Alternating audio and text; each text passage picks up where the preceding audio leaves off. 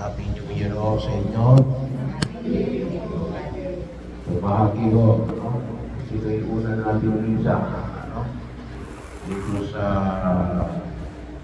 Barangay Chapel na ito sa sitio na ito.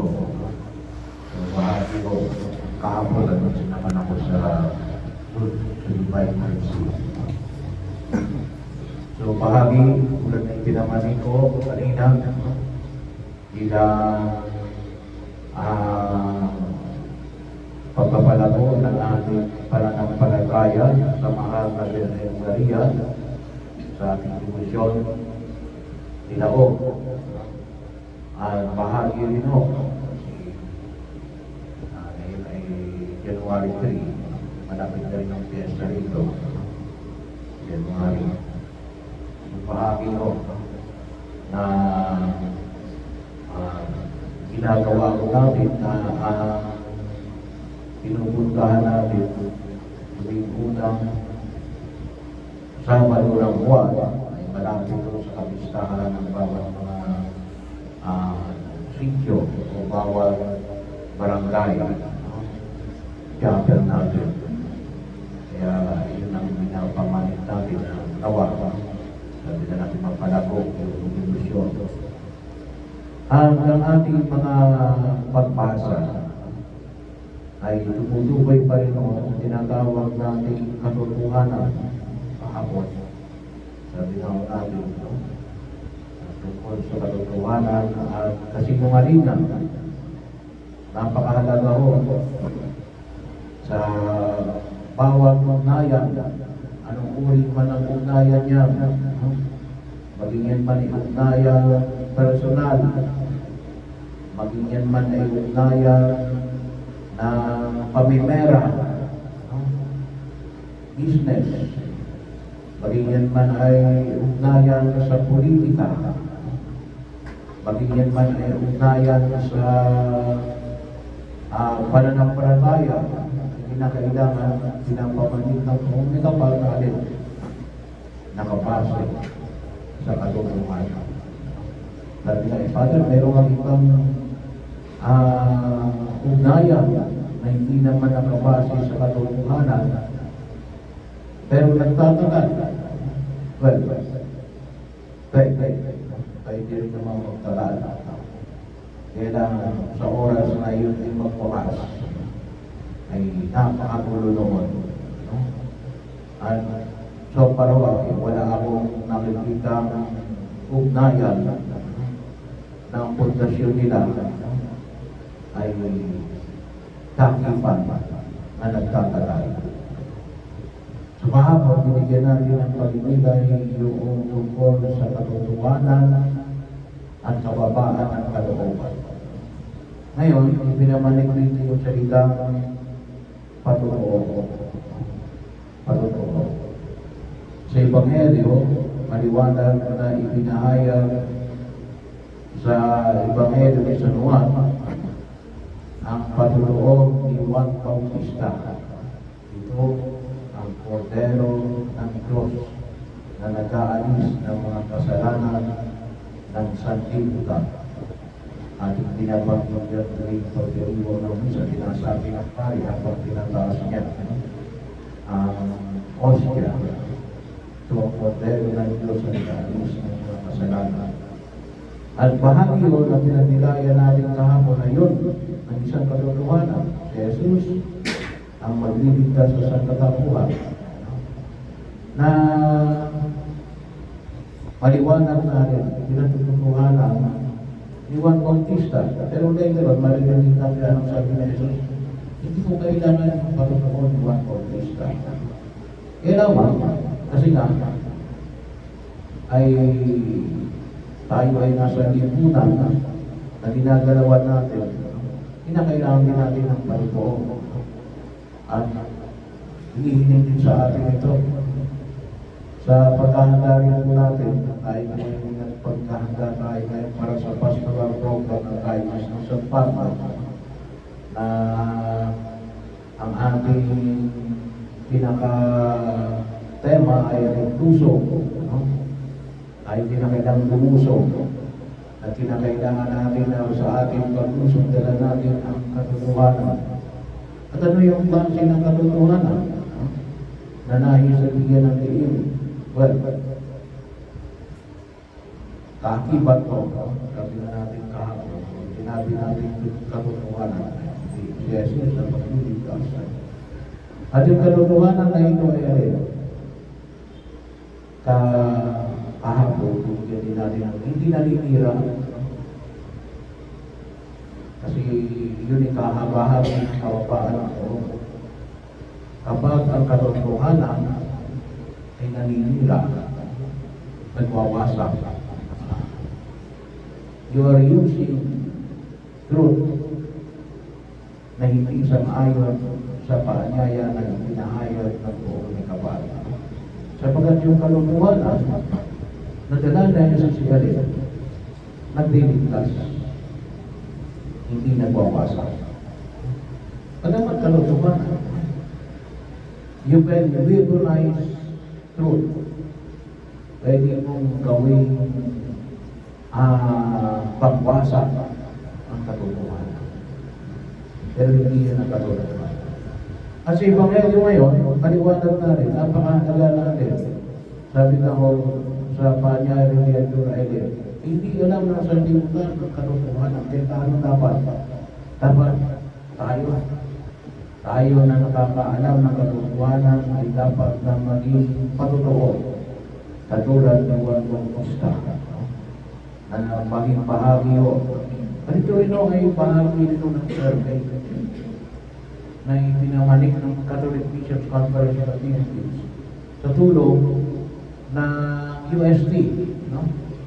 Na isa rin daw dahilan kung bakit hindi tayo naunawaan ng ating kapwa kapwa mga Kristiyano na hindi Katoliko. Bakit? We cannot explain our faith thoroughly. No? So, kasi kalimitan sinasabi na nakasanayan na namin. Tama, nakasanayan. Totoo yun. Nakasanayan natin. Pero ano yung theological meaning? Ano yung Christian meaning? No? Katulad ng ipinamanik ko ng bagong taon tungkol sa putas. Kasi yung nasa isip natin, yung putas si Ellen, no? Mamahilin. No? So, pinuha natin sa Chinese. Kaya ipinaliwanan ko ng bagong taon, yung Kristiyano ang kahulugan ng putas. At dapat, may paliwanag natin yun, no? Sa Kristiyano pamamaraan. Sabi ng Panginoon, ibig mo ang dalhin mo ang mga putas sa kanyang tahanan at ilalay mo. So sana po, magkaroon tayo ng isipan kaya. Basahin ka na kayo kung minsan, mahaba yung aming sermon. No? Hindi ko nangis na para sabihin, marami akong alam. Hindi. Gusto ko, magkaroon kayo ng alam. Kasi hindi naman ako nakakasalimuhan na ibang mga kapatid natin na hindi Katoliko eh. Hindi ko nakasalimuhan kayo. No?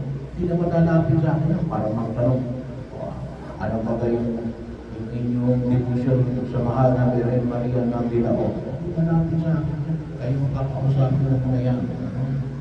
So kaya, pinakailangan, may sapat kayong paano. At hindi sinasabi sa unang pagbasa, sa sulat ni San Juan, no? Na ipinamanik. At, well, kapag sinabi natin patotoo, ay ganoong bagay. Sabi nga natin, may paliwanag natin. Pero binigyan dito rito sa unang pagbasa ay ang binigyan dito sa unang pagbasa ay umiwas sa kasalanan. No? Maging banal. Huwag manatili sa kasalanan. Yun ang maliwanag ng katotoo. Bahagi mo yun. Sabi na ho natin, pagsumikapan ay iwasan yung kasalanan. Yun ay maliwanag ng Panginoon sa atin. Ang mamuhay sa kabanalan. Kaya sabi nga natin, sa mundo ginagalawan natin, medyo mahirap. Pero yun ang patotoo. Yun ang panutuon na kung saan yung makita po natin. Kung isa sabi na ko natin, kung minsan mahirap din sa mundo na maging totoo kapag yung iba ay na may-ari sa takipan. Kahit ng sama, pinatakpan. Tapos ikaw ang magpatutuo. Ikaw yung maaangkas. Pero ano sabi ng Panginoon? Yan ang maliwanag na makita nila yung patutuo na yan. Na masabi natin ay maging daan ang pamigit natin ang pagkakabatan ang pagbiligtas ng Diyos. Kasi yung pamataya natin, yung pinaka-basic na karutungan ay alin. Tayo ay pinababanan ng Diyos. At yung kasalanan ay magtutulong sa atin ng alin ng kapahamakan. Ng kapahamakan. Sabi na natin yung una ay alin. Ang una ay pagkaman isip natin original sin. Pero huwag natin kalimutan na alin may original blessing. Hinira lamang ng original sin. Yung original blessing. Ano yung original blessing? Nandun tayo sa Evan Siada, nasa hari. Nasa Garden of Eden, nasa langit. Yun ang original blessing.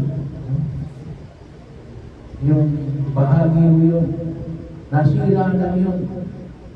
Bakit? Gawa ng original sin. Kaya, kapag naiintindihan natin yung original sin, maintindihan natin na hindi muna tayong pinagpala ng Diyos. Sinira lang natin. Sinira lang natin. Gawa ng kasalanan. At yung pagliligtas ng Diyos, yung kalutuwanan ng pagliligtas ng Diyos siya din. Gusto ng Diyos nga rin, ibalik tayo sa original plan. At ano yung original plan? Yung original test. Yung original test. So, yun ang bahagi yun sa ay sana maging bahagi ng ating kaisipan. Kaya, iiwas tayo sa paggawa ng kasalanan.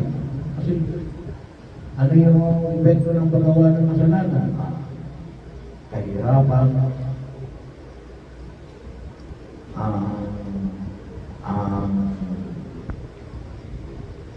anumang uri na tinatawag natin